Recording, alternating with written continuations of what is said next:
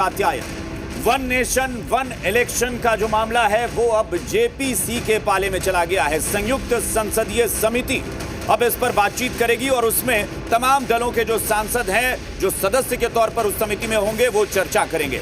दरअसल लोकसभा में आज सरकार की तरफ से ये बिल पेश कर दिया गया हंगामे के बीच, क्योंकि विपक्ष का हंगामा जारी है और विपक्ष इस बिल को पूरी तरह से संविधान और लोकतंत्र के विरुद्ध बता रहा है। विपक्ष कह रहा है कि असंवैधानिक बिल है जो सरकार जबरदस्ती इस देश पर थोपना चाहती है। लेकिन हुआ क्या आज सदन में? बड़ा दिलचस्प आज सदन में नजारा देखने को मिला कि इस बिल को पेश करने के लिए सदन में मतदान कराया गया, क्योंकि इस बिल को पेश करने का विपक्ष विरोध कर रहा था और इसी के लिए वोटिंग कराई गई। पहले वोटिंग हुई इलेक्ट्रॉनिक और उसके बाद जब उसके आंकड़े सामने आए मतदान के, तो विपक्ष ने एक बार फिर से शोर मचाना शुरू कर दिया और कहा कि यह बिल पेश नहीं होना चाहिए। उसके बाद स्पीकर ने फिर पहल की और कहा कि ठीक है, अगर आप इलेक्ट्रॉनिक वोटिंग से संतुष्ट नहीं है तो अब मतदान पर्ची के जरिए मतदान कराया जाए कि यह बिल पेश होना चाहिए कि नहीं। और दोबारा फिर से मतदान हुआ। सरकार ने भी कहा, गृह मंत्री ने कहा कि मैं तो पहले से ही कह रहा था कि आप मतदान पर्ची सबको दे दीजिए और उसके हिसाब से वोटिंग हो। दोबारा वोटिंग हुई। 269 वोट पड़े इस बिल को पेश करने के पक्ष में और 198 वोट पड़े कि बिल को पेश नहीं किया जाए। और उसके बाद चूंकि ज्यादा मत पड़े थे बिल को पेश करने को लेकर, सरकार ने यह बिल आज पेश किया, कानून मंत्री ने यह बिल पेश किया। उसके बाद गृह मंत्री ने खुद पहल की और कहा कि प्रधानमंत्री भी चाहते हैं कि यह बिल जेपीसी के पास जाए और वहां इसको लेकर चर्चा हो। जेपीसी में भेजने का फैसला हो गया, लेकिन अब बयानबाजी शुरू हो गई। बिहार में नेता प्रतिपक्ष तेजस्वी यादव ने कहा है कि यह बिल आरएसएस का एजेंडा है जो बीजेपी इस देश में लागू करना चाहती है और यह पूरी तरह से गलत कानून बनेगा, इसका हम विरोध करते हैं। कांग्रेस भी इसे असंवैधानिक बता रही है और इसका विरोध कर रही है, लेकिन जवाब एनडीए की तरफ से दिया जा रहा है। जेडीयू हो या फिर बीजेपी के अन्य सहयोगी दल, सब इसका पुरजोर समर्थन कर रहे हैं और बीजेपी कह रही है कि यह असंवैधानिक नहीं है, क्योंकि देश में पहले भी यह व्यवस्था रह चुकी है, इसलिए गलत नहीं हो सकती है। अब इसके बाद अब जेपीसी में क्या होगा ये आगे वक्त तय करेगा, लेकिन इस पर आग भड़क चुकी है।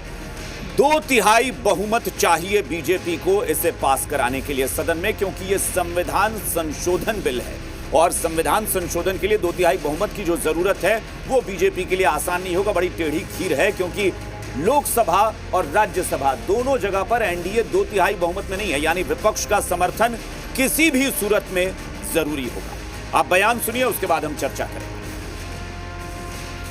आजादी के बाद 1952 से 1967 के पहले तक वन नेशन वन इलेक्शन था। ये परिवारवाद की जमींदारी, तानाशाही, हिटलरशाही की मानसिकता इस क्रम को तोड़ा। संविधान के आत्माओं को चोट ही नहीं पहुंचाया, उसकी हत्या किया। इमरजेंसी लगाकर चुनी हुई सरकार को बर्खास्त कर करके ये क्रम को समाप्त किया। वन इलेक्शन बहुत ही अच्छा प्रस्ताव, अगर पारित होता है, कानून बनता है, कार्यान्वित होता है तो देश को बहुत ही फायदा होगा। समय की बचत होगी, बार बार चुनाव होने से समय बर्बाद होता है, पैसा की बचत होगी, पैसा बहुत खर्च होता है। एक बार चुनाव होगा तो पैसा कम लगेगा, हर तरह से लोगों को सुविधा होगी, इसलिए बहुत अच्छा प्रस्ताव है और इसको पारित होना ही चाहिए। One nation one election NDA सरकार का और प्रधानमंत्री नरेंद्र मोदी जी का इस देश से वादा था। 5 वर्षों तक लगातार चुनाव होते रहता है और सभी नेता, सभी राजनीतिक दल देश के विकास को छोड़कर चुनाव में ही फंसे रहते हैं। इसीलिए मैं प्रधानमंत्री नरेंद्र मोदी जी को और एनडीए सरकार को धन्यवाद देता हूं कि आपने वन नेशन वन इलेक्शन का बिल जो लाने का फैसला किया है, ये देश के हित में है। हम लोगों की पार्टी का शुरू से मत है कि वन नेशन वन इलेक्शन होता है तो ये अच्छी बात है, ये वांछनीय है।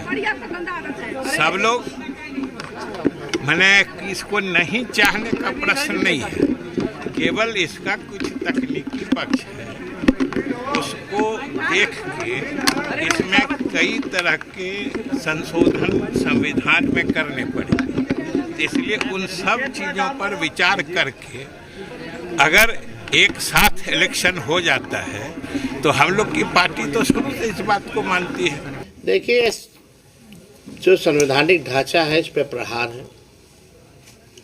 क्षेत्र के मुद्दे को जो है गौण हो जाएगा।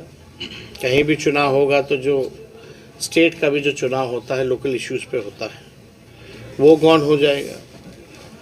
अभी ये लोग ला रहे हैं, ये लोग तो आरएसएस के एजेंडा को लागू करना चाह रहे हैं ना, इसलिए हम लोग कहते हैं लोग संविधान के विरोधी हैं।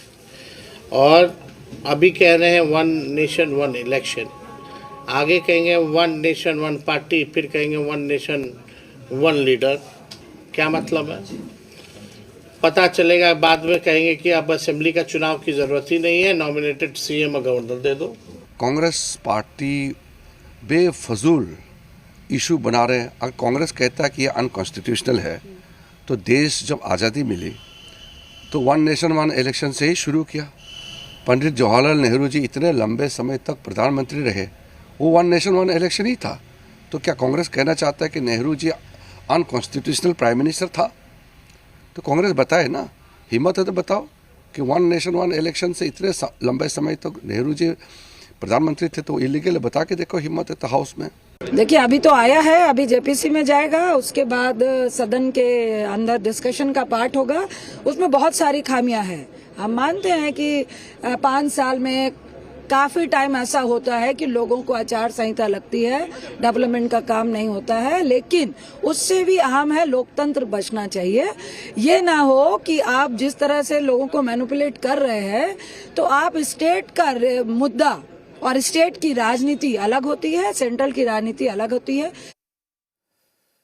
तो बयान आपने सुना कि बीजेपी किस तरह से किक मार रही है फुटबॉल को, और वो फुटबॉल ऐसा किक मार रही है कि कांग्रेस को अपना गोल भी बचाना है, लेकिन कांग्रेस के लिए मुश्किल ये है कि सेल्फ गोल का भी खतरा कांग्रेस पर उतना ही है, क्योंकि बीजेपी ने एक सवाल खड़ा कर दिया कि कांग्रेस क्या इसे अनकॉन्स्टिट्यूशनल बोल सकती है, और अगर ये बोल रही है तो कांग्रेस सदन में खड़े होकर कह दे कि आजादी के बाद 20 साल तक जो शासन व्यवस्था थी वो असंवैधानिक थी।